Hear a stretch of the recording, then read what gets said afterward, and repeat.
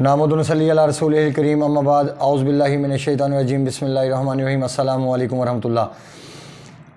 میں ہوں حکیم آصف علی راؤ۔ آج کا جو موضوع ہم ترتیب دے رہے ہیں سلفر، جس کو گندھک کہا جاتا ہے۔ یاد رکھیں کہ گندھک دو قسم کی ہوتی ہے۔ ایک گندھک وہ ہے جو پہاڑوں میں سے نکالی جاتی ہے، اور پہاڑوں میں نکالنے کے ساتھ ساتھ اس میں چونا اور میگنیشیم کی اچھی خاصی مقدار اس کے ساتھ موجود ہوتی ہے۔ لیکن جب ہم گندھک کو صاف کرتے ہیں اور صاف شدہ جو گندھک ہمارے پاس آتی ہے، اس گندھک کو گندھک آملہ سار کہا جاتا ہے۔ اور گندھک آملہ سار یہ یوں سمجھ لیں کہ یہ بہترین چیز ہے انسانی فزیکل کنڈیشن کے حوالے سے، خون کو صاف کرنے کے حوالے سے۔ اس کا استعمال تب ہمیں ضرورت پڑتی ہے جب ہمارا جگر ٹھنڈا ہونا شروع ہو جائے، یا جسم میں صداع بڑھنا شروع ہو جائے، یا جسم میں رطوبات کا اجتماع زیادہ ہو، تو ہمیں گندھک آملہ سار کی ضرورت پڑتی ہے۔ مزید ویڈیو کو آگے لے جانے سے پہلے میں چاہوں گا کہ ہمارے جو نئے آنے والے دوست ہیں وہ ہمارے چینل کو سبسکرائب کریں، بیل آئیکن کو پریس کریں، اور کمنٹ سیکشن میں اپنی رائے سے ضرور آگاہ کریں۔ گندھک آملہ سار جس کو سلفر کہا جاتا ہے، اس کا مزاج اللہ رب العزت نے گرم خشک ترتیب دیا ہے، یعنی یہ حرارت غریزیہ کو پیدا کرنے کے ساتھ ساتھ جسم میں سٹاک کرنے کی صلاحیت رکھتی ہے، کیونکہ اس کا تعلق انسان کے جگر کی کیمیاوی کنڈیشن کے ساتھ ہے۔ کیونکہ گندھک آملہ سار جسم میں حرارت غریزیہ کو بڑھانے کے ساتھ ساتھ اس کو سٹاک کرنے کی صلاحیت رکھتی ہے، کیونکہ جو چیز گرم خشک ہوتی ہے، چونکہ اللہ رب العزت نے اس کا مزاج گرم خشک ترتیب دیا ہے، اور گرم خشک چیز کا کام ہوتا ہے حرارت کو پیدا کرنے کے ساتھ ساتھ باڈی میں سٹاک کرنا۔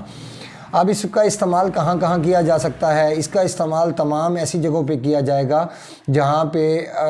غلاظت اکٹھی ہو گئی ہو، جراثیم اکٹھے ہوں، کینسر، ٹیومر، جس میں ہیپاٹائٹس بی، سی، اس میں بواسیر، ان تمام امراض کے اندر، یورک ایسڈ، ان تمام امراض کے اندر اس کا استعمال۔ یاد رکھیں کہ اس کا استعمال صرف ایک ہی صورت میں نہیں ہوتا، اس کے ساتھ اگر پارے کو ملایا جائے تو اس کی پاور اور بڑھ جاتی ہے۔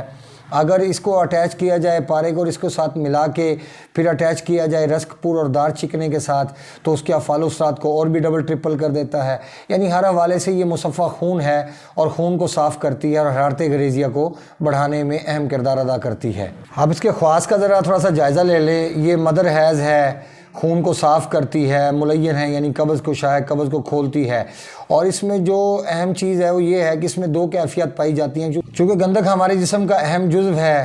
جو حامل حرارت غریزیہ ہونے کی وجہ سے خون کے قوام کو اعتدال پہ رکھنے میں اہم کردار ادا کرتی ہے۔ اب گندھک کا استعمال ہمارے جسم میں گندے متعفن مادوں کو خارج کرنے کا باعث بنتا ہے، اور پھر ہمارے جسم کے اندر جب یہ داخل ہوتی ہے تو اس کے داخل ہونے کے بعد سب سے جو بڑا کام یہ کرتی ہے، اس کی جو ذرات ہیں جب یہ پھٹتے ہیں تو یہ ہمارے خون کے اندر جو گاڑھا پن ہوتا ہے اس کو ختم کر کے اس کے صفائی کا کام کرنا شروع کر دیتے ہیں، اور جو یہ صفائی ہے یہ ہمارے لیور اور ہماری کڈنیز کے ذریعے عمل میں آتی ہے۔ ایک غلط فہمی کا ازالہ یہ ہے کہ روٹین میں جو پائی جاتی ہے کہ جو ہمیں قبض ہوتی ہے وہ رطوبات کے خشک ہونے کی وجہ سے ہوتی ہے۔ یاد رکھیں کہ رطوبات جب خشک ہوتی ہے، اندر جمع ہو جاتی ہیں، جم جاتی ہیں، تو اس صورت میں ہمارے سامنے حرارت کم ہونا شروع ہو جاتی ہے، اور ہمارے جسم میں حرارت کی کمی سدوں کو پیدا کرنے کا باعث بنتی ہے۔ یاد رکھیں کہ سدے کبھی بھی آنتوں کے اندر نہیں ہوتے، سدے ہمیشہ شریانوں کے اندر موجود ہوتے ہیں، اور جب شریانیں کسی جگہ پہ بلاک ہوتی ہیں، جیسے مثال کے طور پہ اگر دل کے دباؤ کی وجہ سے جگر کی شریان بلاک ہوتی ہے تو اس کی جو قبض کی وجہ رطوبات کا خشک ہونا ہوگا، لیکن جیسے ہی آپ رطوبات کو بڑھائیں گے تو یہ اس کا علاج نہیں ہوگا، بلکہ وہ الٹا نقصان میں جائے گی بات۔ ایسی کنڈیشن میں ہمیشہ حرارت کو بڑھایا جاتا ہے تاکہ رطوبات پنگل کے اور واپس اپنی کنڈیشن میں واپس آ جائیں، اور جو رطوبات متعفن ہو چکی ہیں، غلاظت میں تبدیل ہو چکی ہیں، ان کو جگر کے حصے سے خارج کر دیا جائے۔ تو جگر کا ایکٹیو کرنا ہمارے لیے حرارت غریزیہ کو بڑھانے کا سبب بنتا ہے۔ اب گندھک کو مصفہ خون کے حوالے سے جیسے ابٹن کے اندر اور داخلی طور پہ دانت، چنبل،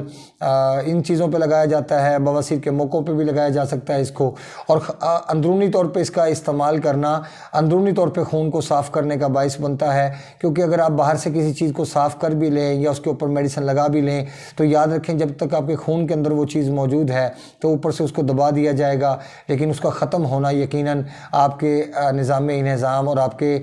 जिगर के साथ जुड़ा हुआ है। जैसे जैसे तेज़ाबियत कम होती चली जाएगी, खुश्की कम होगी, हरारत बढ़ती चली जाएगी, तो यकीनन आपके जो जिगर की शरीयानें ये खुलना शुरू हो जाएंगी और आपका कलर भी ठीक होना शुरू हो जाएगा और आपके चेहरे की सफाई, आपके स्किन के ऊपर जो छाइयाँ पड़ जाती हैं, दाने निकलते हैं, ये तमाम ऐसी कंडीशन में होते हैं जहाँ पे रतूबात मुताफन होकर खुश्क होकर वहाँ पे रुक जाती हैं। तो उस सूरत में फिर हमारा लीवर एक्टिव नहीं रहता और इस सूरत में हमारे फिर जिगर के ऊपर प्रॉब्लम शुरू हो जाती है। बाज़ लोग फैटी लीवर का शिकार हो जाते हैं और बाज़ लोग जिगर के सही काम ना करने की वजह से हेपेटाइटिस बी और सी का शिकार होते हैं। बाज़ लोग बवासीर का शिकार हो जाते हैं, क्योंकि ये पॉइज़न जितना एक्टिव होता चला जाएगा उतना ही इंसान के जिस्म में तबाही मचाएगा। और इसका इस्तेमाल बस उसी सूरत में मुमकिन है कि जब हमारे खून में सोदा बढ़ जाए या रतूबात का इज्तमा हो। अगर किसी इंसान में सुजाक जैसी कैफियत का सामना करना पड़ता है या तकतीरुल बौल जैसी कैफियत का सामना करना पड़ता है तो फिर गंधक आमला सार का इस्तेमाल उसके लिए बजाय फ़ायदे के उल्टा नुकसानदेह साबित होगा। चूँकि गंधक आमला सार आला दर्जे की मुहर्रिक जिगर है, इसलिए ये हरारत को पैदा करने के साथ साथ स्टॉक करने की सलाहियत रखती है और यही चीज़ फिर आने वाले वक्त में बेज़रर